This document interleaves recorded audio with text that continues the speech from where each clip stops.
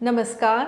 नुकत्याच आलेल्या बातमीनुसार भारतीय न्याय संहितेच्या झालेल्या बदलांनंतर त्यांच्या प्रभावी अंमलबजावणी संदर्भात सर्व राज्यांच्या गृहमंत्र्यांची आपले केंद्रीय गृहमंत्री माननीय अमित भाई शाह यांनी दिल्लीमध्ये बैठक बोलावली व आढावा घेतला।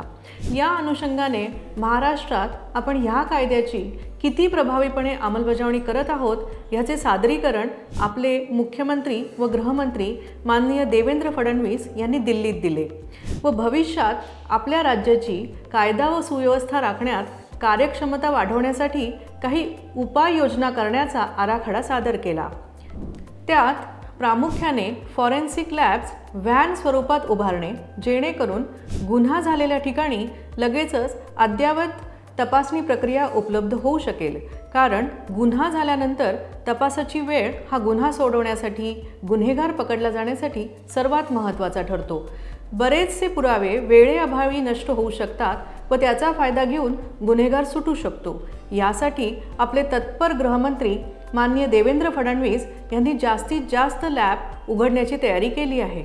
तर आता आपण या संधीचा कसा उपयोग करून घेऊ शकतो? तर फॉरेन्सिक फील्डमधील कौशल्य अवगत करून आपण या संधींसाठी तयार राहू शकतो। त्यासाठी चला बघूया काय आहे हे क्षेत्र, यातील संधी आणि त्या मिळवण्यासाठी काय करावे ते।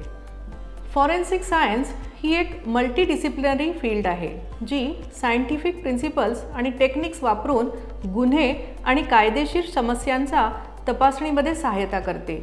यामध्ये गुन्ह्याच्या ठिकाणाहून पुरावे गोळा करणे, जप्त करणे आणि त्याचे विश्लेषण म्हणजे ॲनालिसिस करणे याचा समावेश होतो, ज्यामुळे कायद्याची अंमलबजावणी करणाऱ्या संस्थांना गुन्हे सोडवण्यात मदत होते आणि न्यायालयात पुरावे देता येतात।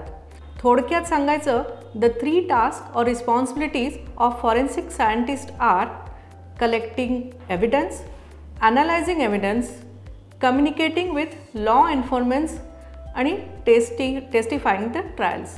फॉरेन्सिक सायन्समध्ये बायोलॉजी, केमिस्ट्री, फिजिक्स आणि कम्प्युटर सायन्स यासारख्या अनेक शाखांचा समावेश होतो। फॉरेन्सिक सायन्समधील की एरियाज पुढीलप्रमाणे आहेत। 1. Forensic biology, DNA analysis. रक्त, केस, लाळ आणि इतर शारीरिक द्रव्य म्हणजे बॉडी फ्लुइड्स यांसारख्या जैविक पुराव्यांचे विश्लेषण म्हणजे ॲनालिसिस। DNA प्रोफाइलिंग हे सस्पेक्ट्स आणि विक्टिम्स ओळखण्यासाठी एक महत्त्वाचे साधन आहे। दुसरे, फॉरेन्सिक केमिस्ट्री। ड्रग्स, एक्सप्लोजिव्ह आणि टॉक्सिकॉलॉजी यासारख्या नॉन बायोलॉजिकल पदार्थांचे ॲनालिसिस। यामध्ये क्रोमॅटोग्राफी, स्पेक्ट्रोस्कोपी, मास स्पेक्ट्रोमेट्री यासारख्या तंत्रांचा वापर केला जातो।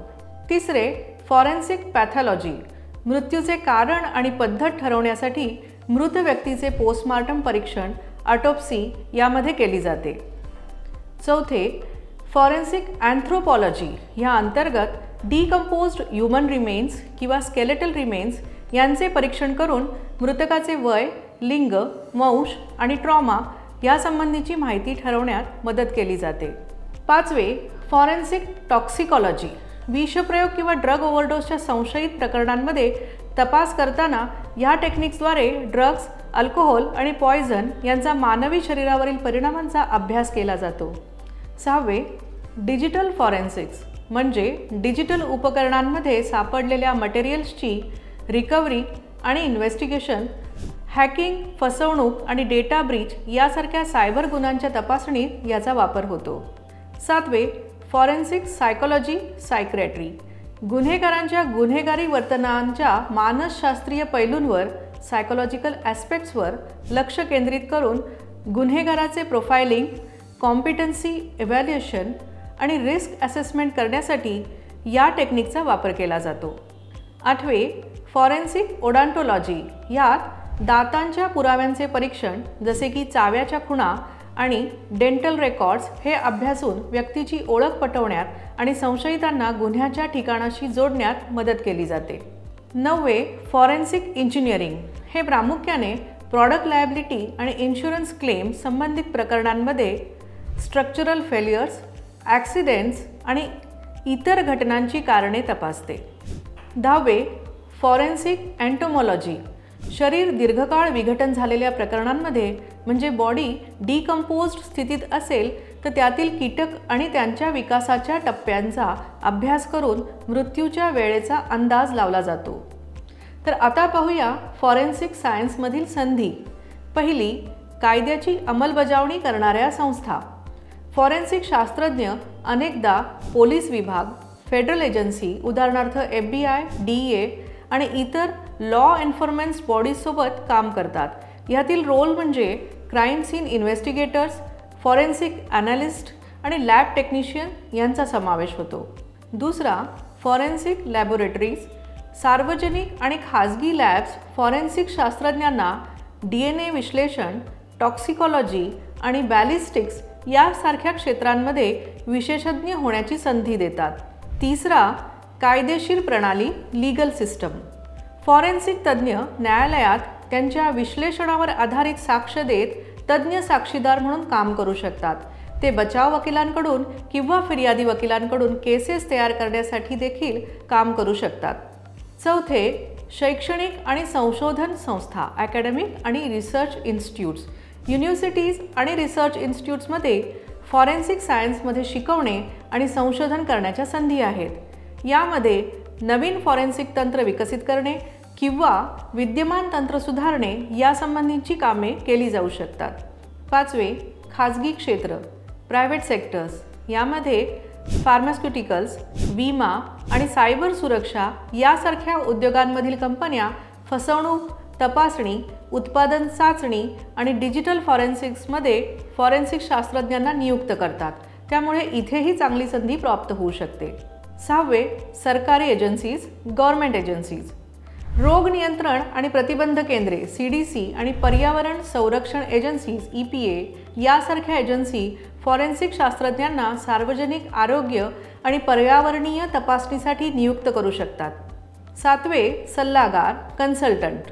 अनुभवी फॉरेन्सिक शास्त्रज्ञ स्वतंत्र सल्लागार म्हणून काम करू शकतात। लॉ फर्म्स, कॉर्पोरेट्स आणि सरकारी एजन्सीज अशा विविध क्लायंट्सना त्यांचे एक्सपर्ट ॲनालिसिस पुरवू शकतात। आता बघूया यासाठी लागणारे शैक्षणिक मार्ग किंवा एज्युकेशनल पाथवेज। पहिले, अंडर ग्रॅज्युएट डिग्री। यामध्ये bachelors degree in forensic science, biology, chemistry और रिलेटेड फील्ड ही किमान आवश्यक शिक्षणे आहेत। दुसरे, पोस्ट ग्रॅज्युएट डिग्री। पदव्युत्तर किंवा डॉक्टरेट पदवी ॲडव्हान्स नॉलेज आणि स्पेशलायझेशन प्रदान करू शकते। ही उच्चस्तरीय पदांसाठी आवश्यक असते। तिसरे, certification courses. American board of criminalistics ABC किंवा international association for identification IAI यासारख्या संस्थांकडून मिळणारी व्यावसायिक प्रमाणपत्रे करिअरच्या संधी वाढवू शकतात। यासाठी लागणारी आवश्यक कौशल्ये, स्किल्स आपण बघूयात। पहिले, ॲनालिटिकल स्किल्स म्हणजे विश्लेषणात्मक कौशल्य। कॉम्प्लेक्स डेटाचे विश्लेषण आणि अर्थ लावण्याची क्षमता, ability to analyse and interpret complex data. दुसरे, attention to detail, precision in collecting and analysing evidence म्हणजे पुरावे गोळा करणे आणि विश्लेषण करण्यात अचूकता असणे। तिसरे, communication skill, ability to present findings clearly both in writing and verbal म्हणजे निष्कर्ष स्पष्टपणे सादर करण्याची क्षमता लेखी आणि मौखिक दोन्ही। पुढे, समस्या सोडवण्याची कौशल्ये, problem solving skills, aptitude for solving complex problems and thinking critically म्हणजे जटिल समस्या सोडवण्याची आणि गंभीरपणे विचार करण्याची योग्यता। यानंतर तांत्रिक प्रावीण्य किंवा technical proficiency, familiarity with laboratory equipment and software used in forensic analysis, forensic विश्लेषणात वापरल्या जाणाऱ्या प्रयोगशाळा उपकरणे आणि सॉफ्टवेअरशी परिचित असणे। या क्षेत्रातील आव्हाने आता आपण बघूया, चॅलेंजेस इन दिस फील्ड। एक, high pressure, the nature of the work can be stressful specially when dealing with the violent crimes or high profile cases म्हणजे कामाचे स्वरूप तणावपूर्ण असू शकते, विशेषतः हिंसक गुन्हे किंवा उच्च प्रोफाईल प्रकरणांशी व्यवहार करताना। दुसरे, सतत शिक्षण म्हणजे continuous learning, forensic scientist must stay updated with the latest technologies and methodologies, forensic शास्त्रज्ञांनी नवीनतम तंत्रज्ञ आणि पद्धतींशी अद्ययावत राहणे आवश्यक आहे। तिसरे, नैतिक विचार, ethical consideration. Handling sensitive information and maintaining impartiality is crucial. संवेदनशील माहिती हाताळणे आणि निष्पक्षता राखणे महत्त्वाचे आहे. आता पाहूयात भविष्यातील ट्रेंड किंवा फ्युचर ट्रेंड्स. यामध्ये तंत्रज्ञानातील प्रगती, DNA सिक्वेन्सिंग, डिजिटल फॉरेन्सिक्स आणि कृत्रिम बुद्धिमत्तेतील नवकल्पना यामुळे हे क्षेत्र बदलत आहे. Innovations in DNA sequencing, digital forensics and artificial intelligence are transforming this field. तसेच आंतरशाखीय सहकार्य, इंटरडिसिप्लिनरी कोलॅबरेशन, फॉरेन्सिक शास्त्रज्ञ आणि संगणकशास्त्र आणि अभियांत्रिकी यासारख्या इतर क्षेत्रांतील सहकार्य वाढत आहे, ज्यामुळे नवीन तपासणी तंत्र निर्माण होत आहे. Increasing collaboration between forensic scientists and other fields such as computer science and engineering is leading to new investigative techniques. जागतिकीकरण किंवा ग्लोबलायझेशन. आंतरराष्ट्रीय गुन्हे आणि दहशतवादात वाढ झाल्यामुळे सीमा पार काम करू शकणाऱ्या फॉरेन्सिक तज्ज्ञांची मागणी निर्माण होत आहे. The rise in international crime and terrorism is creating a demand for forensic experts who can work across borders. शेवटी सांगायचे तर फॉरेन्सिक सायन्स हे एक डायनॅमिक आणि रिवॉर्डिंग करिअर पाथ आहे. जे न्यायाच्या प्रतीक्षेत आहेत अशांच्या मदतीसाठी सायंटिफिक नॉलेज वापरून अचूक माहिती तपासनिकांना उपलब्ध करून देणे हे या क्षेत्राचे काम. हे क्षेत्र सतत विकसित होत आहे, ज्यामुळे व्यावसायिकांसाठी नवीन आव्हाने आणि संधी निर्माण होत आहेत. चला तर मग ह्या नवीन क्षेत्राचा संपूर्ण अभ्यास करून त्यातील संधींचा लाभ घेऊया. नमस्कार. जय हिंद. जय महाराष्ट्र.